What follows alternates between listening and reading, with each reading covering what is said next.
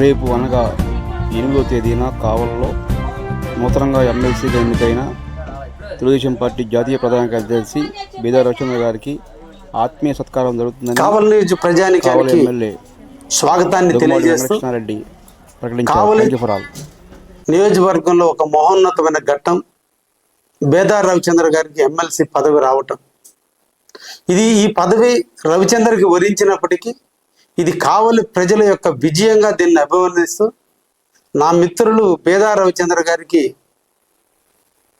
ఇది రావటం ఒక సముచితమైనటువంటి స్థానాన్ని కల్పించిన మా ముఖ్యమంత్రి వర్యులు శ్రీ నారా చంద్రబాబు నాయుడు గారికి, అదేవిధంగా మా యువ నాయకులు లోకేష్ గారికి ప్రత్యేకంగా ధన్యవాదాలు తెలియజేస్తూ, కావలికి గత 15-20 సంవత్సరాలుగా కూడా ఆయన తెలుగుదేశం కోసం, తెలుగుదేశం కార్యకర్తల కోసం, కావలి అభివృద్ధి కోసం కృషి చేసినటువంటి వ్యక్తి.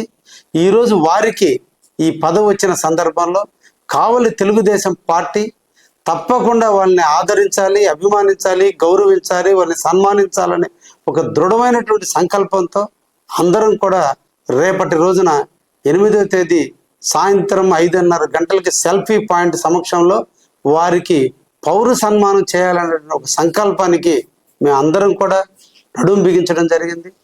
గ్రంథి యానాశెట్టి గారి విగ్రహ ఆవిష్కరణ దగ్గర నుంచి ఆద్యంతం ఊరేగింపుగా సెల్ఫీ పాయింట్ దగ్గరకు వచ్చి అక్కడ పౌర సన్మానాన్ని నిర్వహించడం జరిగింది.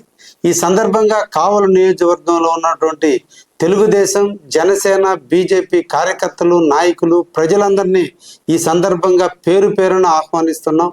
మన కావలి వాస్తవ్యుడు, మన కావలి నియోజకవర్గానికి సంబంధించినటువంటి వ్యక్తి ఈరోజు జాతీయ జనరల్ సెక్రటరీగా ఉంటూ మరొక మెట్టు ఎక్కుతూ ఈరోజు ఎమ్మెల్సీ అయినటువంటి సందర్భంలో ఈ కావలికి ఎమ్మెల్యేగా అసెంబ్లీలో నేను, ఈ ఎమ్మెల్సీగా శాసన మండలిలో తను కలిసి ఈ కావలి గళాన్ని, కావలి అభివృద్ధి కోసం కృషి చేసేటువంటి రామలక్ష్మణులుగా ఉండబోయే మేమిద్దరం కూడా కలిసి నియోజకవర్గాన్ని అభివృద్ధి చేయబోతున్న తరుణంలో వారిని మనందరం కూడా సంస్కరించుకోవడం, వారిని అభినందించడం మనందరి కర్తవ్యంగా భావించి మనందరం కూడా ఈ కార్యక్రమంలో పాల్గొనాలని ఈ సందర్భంగా ప్రజానీకాన్ని అందరినీ కూడా కోరుకుంటున్నాను.